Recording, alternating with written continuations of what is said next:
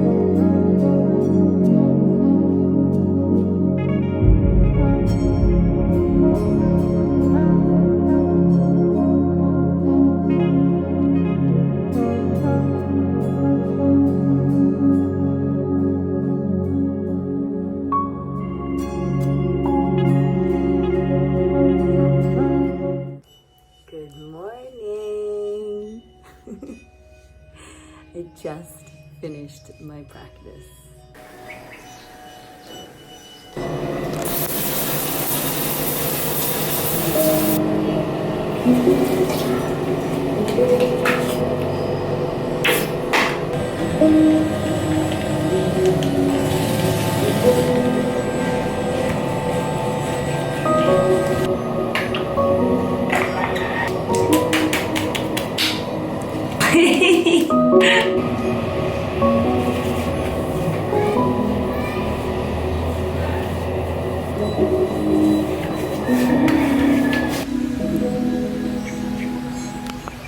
Good morning! Welcome back to my channel.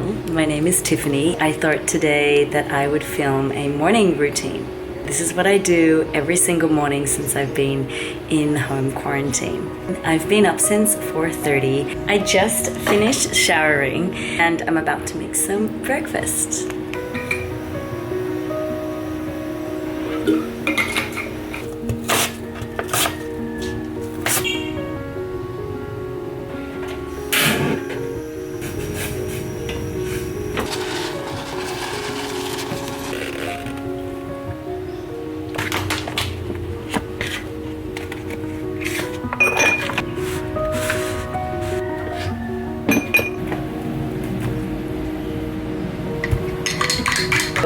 now just sitting down for my breakfast. I have every morning the same. It's grains powder, beans, wheatgrass, spirulina, and then I also have a huge bowl of oatmeal. I measure out about like a cup and a half of oats every morning. I have run out of chia seeds and flax seeds. I put in some quinoa. It's in there, a little bit of extra protein. There's a chopped apple in there, almond milk, and water. I hope that you enjoyed seeing my morning routine.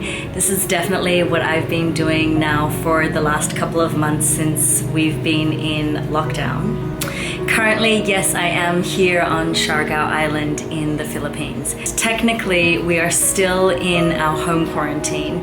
It's been now 10 weeks since we have been in island lockdown. It's definitely a very crazy time in our world. There's a lot of uncertainty. We all need to just be patient and be positive and wait and see how our new normal will unfold in time. I thought that I would sit down and share some of the ways that I have shifted and some of the things that I have changed in this home quarantine time. I have 10 ways that I've shifted, or 10 things that I have changed or implemented since this home quarantine. I've really been working on my self-development, my self-worth, my self-love. More than 3 months ago, I actually came out of a relationship. The relationship was very toxic, although I am grateful for every lesson that I have learned from the relationship. Coming out of the relationship and letting that relationship go has really been, this time for me, the catalyst for me to really change my ways of being. That if we continue to do the same things over and over again, that's just insanity. In order for things to change, for my life to change, for myself to change, it starts within first. It has to start with yourself first. And I suppose it's not just past relationship that has been a catalyst. Probably a lot of my other relationships that I've had and other experiences in life which have really served me and been the catalyst for change. These are just some ideas and things that I've been thinking about that I wanted to share with you. Maybe in some way you can relate to these, or maybe you can start to take on some of these ideas for yourself. To do the work, you really have to get honest and raw and humble and take some time to really get to know yourself. I believe that in order to change the world, it has to start within first. So there are 10 things or ways in which that I have shifted. Also want to share with you at the end 7 affirmations that I have written. Instead of affirmations, they're more like 7 statements, how I feel about certain things currently. For the first step in ways that I have changed is number 1, is not settling for less. I think we all know innately what we really desire, what we really want. Sometimes we get into situations, whether it's in a relationship, maybe it's to do with work, maybe it's to do with your health, but we get into situations where we kind of just ignore red flags and we ignore that inner feeling. We end up settling for less. We end up selling ourselves out. So if there's anything that I have learned, we shouldn't settle for less. We are perfect beings. We deserve everything that is meant for us. Number 2, keeping myself accountable. At the end of the day, nobody is keeping tabs on you except really yourself. I mean this more to do with if I don't do my meditation practice, if I don't do my yoga practice, if some days eat too much, or if I don't end up seeing a friend because I want to lay and watch YouTube or a Netflix movie instead. Nobody's going to keep you accountable. The beautiful thing is really standing in your own personal integrity. It really is like a sense of pride and accomplishment and achievement when you start to implement new rituals, routines, new ways of being. There's a sense of achievement when you're consistent and you have been keeping yourself accountable. That's a really beautiful thing.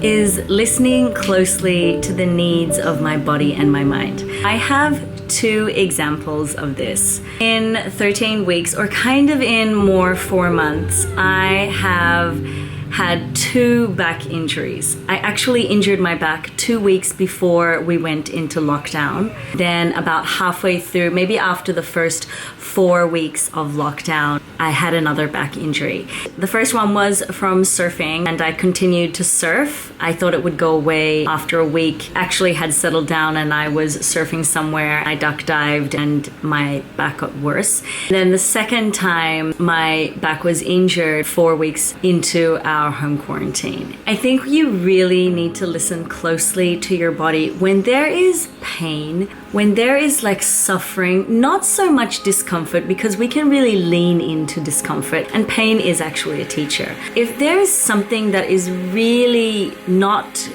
right in your body, you choose to ignore it, whether that's like a really negative thought that keeps going over and over, or it's a feeling that you keep having, or it's literally like you've done something to your body. That is your body and your mind telling you that you need to stop. At least that was for me. I definitely am so grateful for my yoga practice because it continues to teach me. In Ashtanga Yoga, it's a process, it's a structure, it's a system. I was practicing by skipping out some postures, jumping ahead to others. When I was jumping ahead to other more difficult positions, my body wasn't warm enough. I injured myself. I kept pushing through it. Whereas I need to learn, I have learned that I need to stop. In those injuries, it also did teach me that, and again, I know this already, that everything is a process and everything takes time. I definitely now know in the last month when I've been practicing, if my back feels a little funny or if I'm just a little bit too tired, I'll try to stay consistent and practice 5 to 6, 7 days a week. I usually have a day off once every 7 days. Something is just not feeling right. I know not to push it. That's a fine line, and that's different for everybody. I know for myself, when these feelings come up, I take a step back. I either practice a short amount of a yoga practice, or I leave out some postures and I don't skip ahead to others. The next change or mindset shift has been practicing self-forgiveness. We've all been there in our past relationships or current, in our work life, with family, with friends. We've all sometimes not been our best self. It's really important to know that that's okay, we're all human. If we have made mistakes in the past, or if some of you regret some things, you have to forgive yourself. To forgive yourself first. There's so much space and so much love and so much growth in being able to forgive yourself. That's my dog Scratchy. I don't know what she wants. She's just spilled water all over the floor over there. So yes, my point is you must start to practice self-forgiveness. Maybe in the form of writing yourself a letter that you forgive yourself, or just looking at yourself in the mirror and saying that you forgive yourself, or being in meditation and saying that you forgive yourself. Because when you do start to ease up on yourself and forgive yourself, that's where the growth is. That's a beautiful thing. Number 5 is self-acceptance. For me in my healing journey right now, you have to come to a point, this is where I'm at, this is what I look like, this is how I feel, this is what's happened, I don't know what's happening next. Really accepting yourself where you're at in the present moment. And that always changes because clearly every day is different, we change. In the moment where we are, a really good idea to practice gratitude and to accept yourself. You always want to have more money, you want to be thinner, want to be faster or stronger or more flexible or more knowledgeable. We always want more. What is actually beautiful is realizing that we are perfect, we are divine exactly how we are. To really have the acknowledgement and to really have the awareness to accept yourself as you are. And that's a really difficult thing. And it definitely goes hand in hand with self-love and self-worth. Self-acceptance is really something that I've been focusing on in the last few weeks. And number 6 is really interesting and it's really close to my heart. It's actually figuring out really what you want, getting really clear on what you want, getting clear on what you don't want, and then knowing your why for this. I can relate this to the past relationship that I just had. I actually knew from the very beginning that I didn't see a future with this person. With some of the steps that I have spoken about before, I settled for less. I wasn't listening to pain that was within me, emotional pain.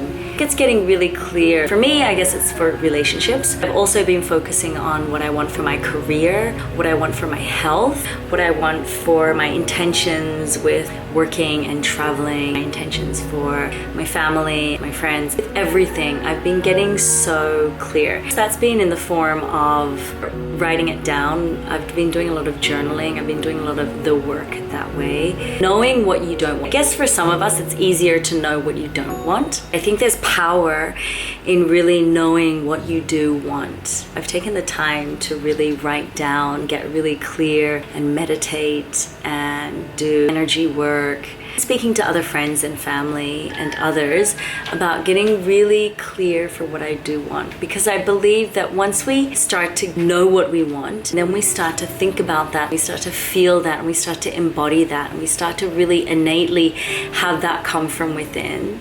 That will then be sent out to the universe and we will receive. I believe everything's meant to be like that. It's really important to really get clear on what you want. That's just another way that I have been practicing this new way of being, things that I've learned during this home quarantine. I'm just fixing the angle of the camera. So number 7 and number 8 in my new ways of being, or ways in which I have changed. 7 and 8 is in the same category. Number 7 is my daily meditation practice. Number 8 is my daily 5 to 6 to 7 times per week, my Ashtanga Yoga practice. I guess I'll start with number 7. In the 16 years that I have been practicing yoga, I've been more focused on the asana practice, the physical postures practice. And I've kind of on and off meditated here, meditated there. I love listening to guided meditations. Okay, to start with, I am trained with the Transcendental Meditation technique. I actually took a workshop when I was studying yoga in Mysore, India, 2 years ago now.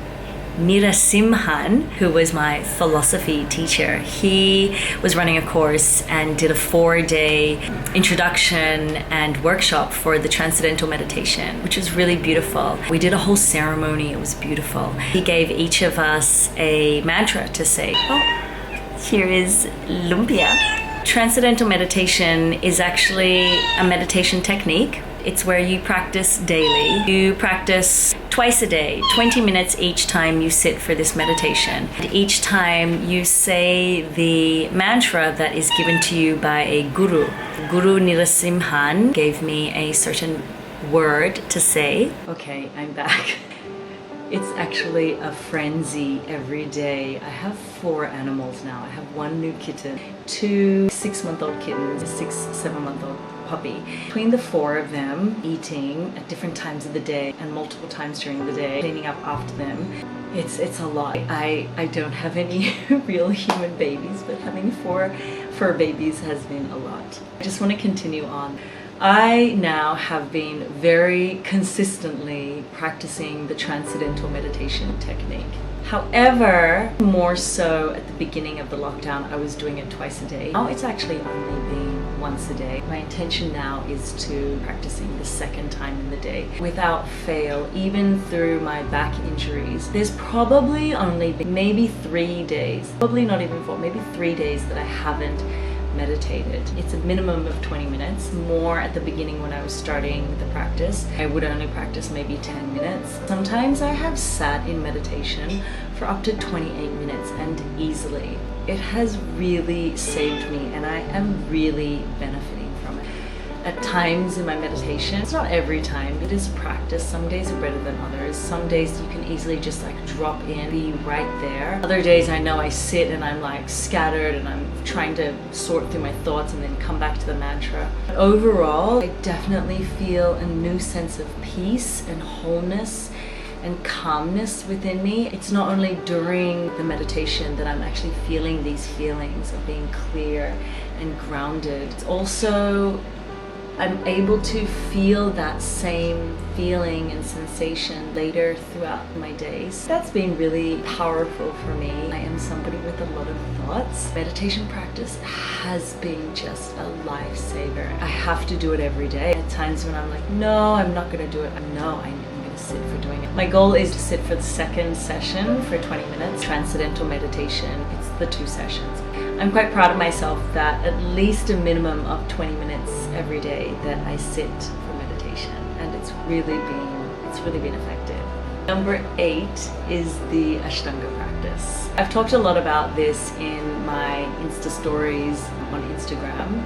If you haven't followed me on Instagram, please do. I'm Yogi on the board. You've seen in previous vlogs my Ashtanga practice. Going back to the time that I was in this last relationship, I had really lost myself.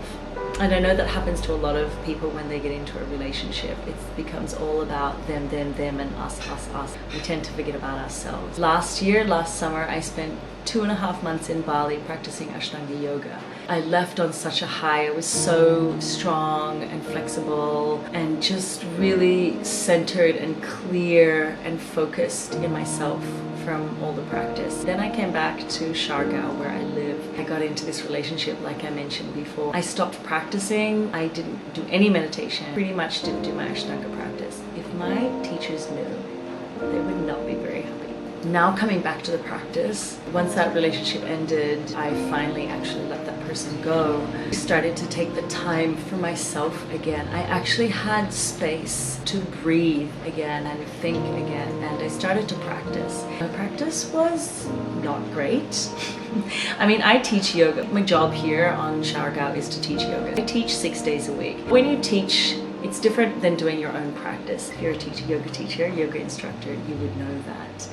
Really, one of the main ways that I have changed and a new way of being is really being consistent with my practice. It's not just consistent forcing myself through the whole practice. My practice is very long. It takes a minimum of 2 hours. Kind of takes 2 hours 15, 2 hours 20 minutes. I practice Ashtanga Yoga, primary series, up to a certain point. Then I switch and I move into intermediate series up to a certain posture, and I do the closing postures. I just find that when I practice, every level, I really feel that the practice just serves me for my most authentic self. Physical, spiritual, energetic, emotional level, this practice highly influences me. Previously, 3 months ago, I was so not myself, in a state of constant anxiety and unease and stress and constriction. I was so out of alignment, and practicing again, I just feel like it aligns me, it puts me back into the place where I need to be within myself. It's really hard to explain because it's a feeling that you need to experience yourself. For those of you Ashtangis that practice, you know that. And for those of you that are yoga practitioners, you know that. The yoga practice is not just a physical exercise class. It's really this very deep, profound spiritual way of moving so that you can feel more connected with yourself. And it definitely allows me to feel a lot more connected within myself. When I feel connected with myself, I can show up every day in my life more myself, more confident in myself, I'm more connected to myself, more happy in myself, and I can share that with others. Yes, with my Ashtanga practice, I have consistently practiced. Look, some days when I am too tired, I will only do, say, standing series. Oh, my dog is calling. This kind of past week, my back was feeling a little bit funny. It's been really hot here in Siargao. We're definitely into the summer months. When I know that something just feels a little funny, still practice. I don't do my full practice. I don't push it. And it's a fine line. It's that line of really getting to know yourself, you know, how hard you need to push in your practice, and then some days when you need to just like ease off a little bit. Yes, my Ashtanga Yoga practice is another way in which I have changed. Number 9 in ways in which I have shifted is eating mindfully. More than 12 weeks now, I have cut out all packaged or processed food. Not that I was eating much of that before. my way of eating, I only eat whole foods. Mind you, I do buy canned beans. I also do buy packaged beans and I soak those overnight. Anyway, that's beside the point. Like 99% eating whole foods. And let me tell you, I feel so much better. I am vegan. I am fully plant-based. You probably already know that by watching my vlogs and following me on Instagram. If you haven't followed me on Instagram, I'm yogi on a board. I joke and say that I'm not so much yogi on a board. I'm yogi in the home. I'm yogi cooking. I'm yogi doing meditation. I am not yogi on a board because we aren't allowed to surf here. There are some people surfing. There are a lot of people throughout the home quarantine time who've been arrested. I don't want to get arrested and pay a fine. I am standing in my own personal integrity and waiting for all the green flags and the go-ahead to surf. Surf, it's like being free and you're having so much fun. I don't want to be worried, like always looking back to the shore and thinking when I get back, am I going to get arrested? The practice of eating mindfully. I wholeheartedly believe the food that we eat, when we consume it, that's the food that fuels us. That's the food that gives us energy. That's the food that makes our mind think. Don't we want to all be healthy and thinking clearly and have energy? Don't we all want to look good? I have started to eat all whole foods. Also, I have not had a drink of alcohol in more than 4 months as well. I do plan on drinking at some stage, just have taken a break from it for the last 4 months. I was kind of drinking too much towards the end of last year. It's all about balance. If you drink alcohol, enjoy it. Of course, like everybody says, everything in moderation.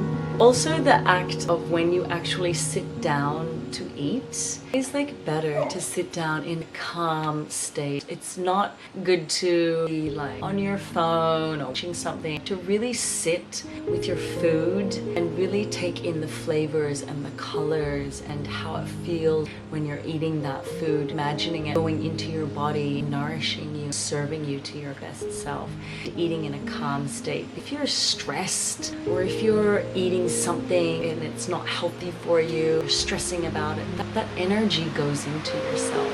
Another way in which I've been eating mindfully, every time I eat now, I will sit down and give my food an intention. I actually say a prayer. You don't have to pray, just like say some nice words. My cat Lumpia is here again. Blessing your food, being grateful for food. There are a lot of people in our world who are without food. I'm so grateful I'm able to eat delicious, nourishing food that gives me energy, makes me the best me that I can be. That is number 9, is eating mindfully. And number 10, in ways in which I have transformed or evolved, is not being in a comparison state. This all ties in as well with self-acceptance and forgiveness and not settling for less. Being really grounded in who you are. When we start to compare ourselves with other people, how we were 5 years ago or even 3 months ago or even 10 years ago, there's really no point. That's a hard one. We're all consumed by a lot of social media, what we see on Instagram, what we see on YouTube, what we see on the internet. There's people that we can see